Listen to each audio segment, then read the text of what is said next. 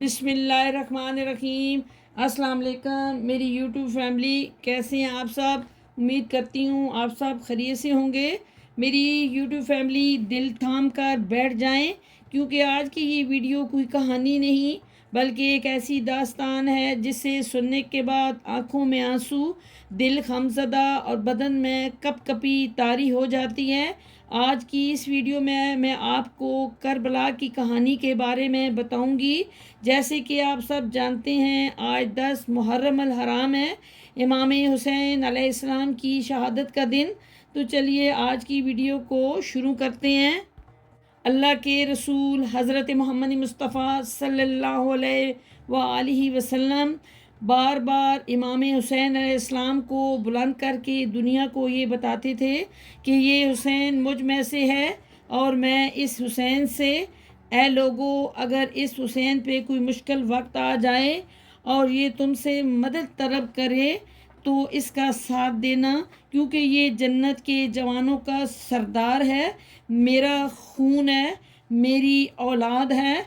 लेकिन अफसोस, अभी रसूलुल्लाह सल्लल्लाहु अलैहि वसल्लम के रहलत को थोड़ा वक्त ही गुज़रा था कि करबला के मैदान में एक तरफ 9 लाख का मजमा था तो दूसरी तरफ वो हुसैन, जिसको अल्लाह के रसूल अपने कंधों पर सवार करते थे। इमाम हुसैन अलैहिस्सलाम अपने नाना की उम्मत से बार बार कहते रहे कि क्यों मेरा रास्ता रोका है, ऐ लोगो पहचानो मैं तुम्हारे नबी का नवासा हूँ। क्यों 3 दिन से मेरे बच्चों को प्यासा रखा है, क्यों मेरे अजीज़ व अकारब को शहीद किया है। बताओ, क्या मैं रसूलुल्लाह सल्लल्लाहु अलैहि वसल्लम की शरीयत में तरमीम की है, किसी इंसान का हक खाया है, किसी इंसान पे जुल्म किया है। इतने में फ़ौज यजीद एक आवाज़ में कहने लगी, ए हुसैन, हम सब तुझे तेरे बाबा अली के बुग़्ज़ में कत्ल कर रहे हैं ताकि यजीद हमारी झोलियाँ दौलत से भर दे। इमाम हुसैन अलैहिस्सलाम ने फरमाया, ए लोगो, आज इस इस्लाम का अलम तुम्हारे हाथ में बुलंद है, ये अलम मेरे बाबा अली ने बुलंद किया। मत भूलना, खैबरो खंदक में अली न होते तो इस्लाम की फतह नामुमकिन थी। वो अली जिसने पूरी ज़िंदगी इस्लाम की तबलीग की, हक़ को बुलंद किया, रसूलुल्लाह सल्लल्लाहु अलैहि वसल्लम की हिफाजत की, आज उस अली को ये अजर दे रहे हो। ए लोगो, बताओ, अल्लाह के रसूल ने बार बार मेरे बाबा अली का हाथ बुलंद करके फरमाया था कि जहाँ हक़ होगा वहाँ अली होगा, जहाँ अली होगा वहाँ हक़ होगा। और आज इस अली और इस औलाद रसूल को ये अजर दे रहे हो। इतने में यजीद के फ़ौज के सिपह सलारों ने देखा कि कहीं फ़ौज में बगावत न हो जाए। ऐ शिमर, क्या देख रहे हो, हमला करो। बस लाखों की फ़ौज ने जब रसूलुल्लाह सल्लल्लाहु अलैहि वसल्लम के नवासे पे हमला किया, इमाम हुसैन अलैहिस्सलाम ने अल्लाह का नाम लिया और जुल्फ़कार को न्याम से निकाला। तारीख गाह है, एक तरफ लाखों का मजमा और एक तरफ 3 दिन का भूखा प्यासा हुसैन इब्ने अली। ज़मीन पे इस तरह की जंग पहले कभी नहीं देखी थी कि एक तन्हा इंसान लाखों के मजमे को इस तरह से ज़ीनार कर रहा है कि फ़ौजे अशकिया वापस पलट के भागने लगी। इमाम हुसैन अलैहिस्सलाम फ़ौज यजीद से मुखातब होके फरमाते हैं, और 3 दिन के भूखे की जंग देखो, 3 दिन के प्यासे की जंग देखो, रसूल के उस नवासे की जंग देखो, उसकी जंग देखो जिसका जवान भाई मारा गया, जिसके जवान बेटे को नज़रों के सामने कत्ल किया गया, जिसने अपने ही हाथों से अपने बच्चे की कब्र बनाई। इमाम हुसैन अलैहिस्सलाम शेर की तरह फ़ौज यजीद से लड़ रहे हैं। इतने में आवाज़ें गैब आती हैं, हुसैन, तेरा अल्लाह तुझसे राज़ी हुआ। बस इस सदा का सुनना था। इमाम हुसैन अलैहिस्सलाम ने अपने जुल्फ़कार को थाम लिया। इतने में उमर बिन साद कहता है, शिमर, क्या देख रहे हो, ये अली का शेर है, اس کو مات دینا ناممکن ہے، جاؤ خیموں کو آگ لگا دو۔ بس کچھ ظالموں نے بیویوں کے خیمے کو آگ لگا دی اور کچھ امام حسین علیہ السلام کو دور سے ہی تیر مارنے لگے۔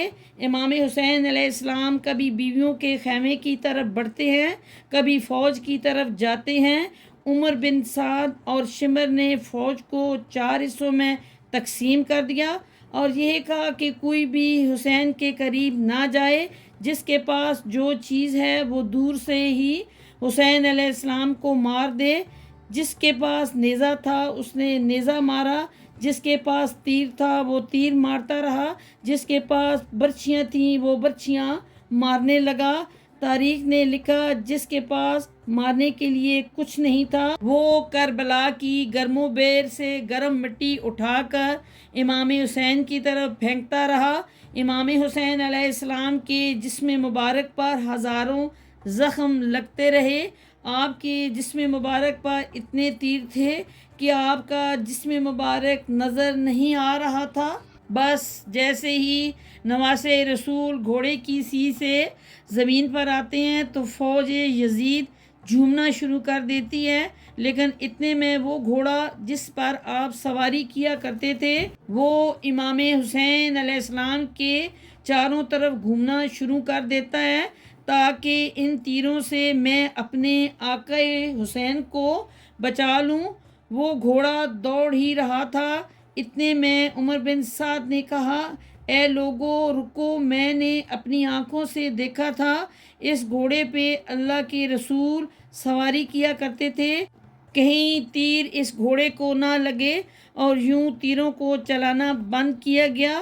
افسوس ہے ان لوگوں کو اس گھوڑے کا تو احترام معلوم تھا جس پر رسول اللہ صلی اللہ علیہ وآلہ وسلم سواری کیا کرتے تھے، لیکن اس حسین کا احترام بھول چکے جن کو اپنے کندھوں پر سوار کر کے امت کو دکھایا کرتے تھے۔ بس امام حسین علیہ السلام زمین کربلا پر اپنا سر رکھ کے اللہ کا شکر ادا کر رہے ہیں اور وہاں یزید کے مختلف سپاہی امام حسین علیہ السلام کا سر کاٹنے کے لیے قریب آتے ہیں۔ وہ بھی قریب آ کر امام حسین علیہ السلام کے سر کو دیکھے تو اسے امام حسین علیہ السلام کے چہرے پر رسول اللہ صلی اللہ علیہ وآلہ وسلم کا چہرہ نظر آئے اور وہ چیخ کر دور چلا جائے۔ اتنے میں شمر کہنے لگا، یہ کام مجھ سے ہی ہونا ہے۔ ایسے ہی شمر نے خنجر امام حسین علیہ السلام کے گلے پر رکھا تو وہ دیکھے امام حسین علیہ السلام کے لب ہل رہے ہیں۔ اس نے سوچا کہ ہم نے حسین کا پورا خاندان قتل کر دیا۔ 3 دن تک حسین کے بچوں کو پیاسا رکھا، شاید حسین ہمیں بد دعا دے رہے ہوں گے۔ سننے کے لیے کان قریب کیے تو کیا سنیں، امام حسین علیہ السلام اللہ کے دربار میں نعمتوں کا شکر ادا کر رہے ہیں کہ اے اللہ تیرا شکر ہے کہ اس عظیم امتحان کے لیے تو نے اس حسین کو چنا۔ اتنے میں امام حسین علیہ السلام نے آنکھیں کھولیں اور شمر سے کہا، اے شمر کیا تو نہیں جانتا میں رسول اللہ صلی اللہ علیہ وآلہ وسلم کا نواسہ ہوں، جنت کا سردار ہوں، حق پر ہوں، بے جرم ہوں؟ شمر نے کہا، ہاں مجھے معلوم ہے۔ پھر آپ نے فرمایا تو کیوں قتل کر رہے ہو؟ شمر نے کہا تاکہ یزید میری جھولی دنیاوی دولت سے بھر دے۔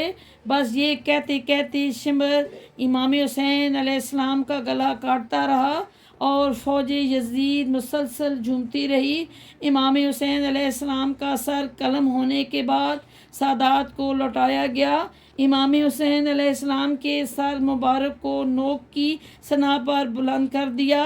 بی بی سکینہ کو تماچے مارنے لگے، رسول اللہ کی نواسیوں کے سروں سے چادر کو لوٹ لیا اور امام حسین علیہ السلام کی جسم مبارک کی توہین کرنے لگے۔ تاریخ نے لکھا، امام حسین علیہ السلام کے جسم پر جو چیزیں تھیں ان کو لوٹنے لگے۔ اتنے میں ایک شخص امام حسین علیہ السلام کے جسم کے قریب آیا۔ امام حسین کے ہاتھوں میں ایک انگوٹھی پہنی تھی، اتارنے کی کوشش کی نہ اتری۔ وہ انگلی کاٹ کر انگوٹھی لے گیا۔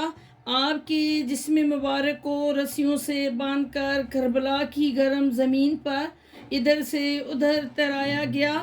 اتنے میں عمر بن سعد نے کہا، اے شمر حسین اور اس کے ساتھیوں کی لاش کا وہ حشر کرتے ہیں کہ رہتی دنیا تک کوئی بھی یزید کے خلاف آواز نہ اٹھائے۔ سب کے جسم سے سروں کو کاٹ لو اور سب کی لاشوں کو پامال کر دو۔ زمین کربلا گواہ ہے کہ کہیں سے کوئی قبیلہ آتا ہے اور کہتا ہے کہ ہم ان کی لاشوں کو پامال ہونے نہیں دیں گے۔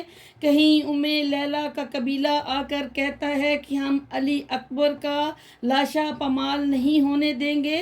کہیں بی بی رباب کے قبائل کے لوگ کہتے ہیں ہم علی اصغر کا لاشا پامال ہونے نہیں دیں گے۔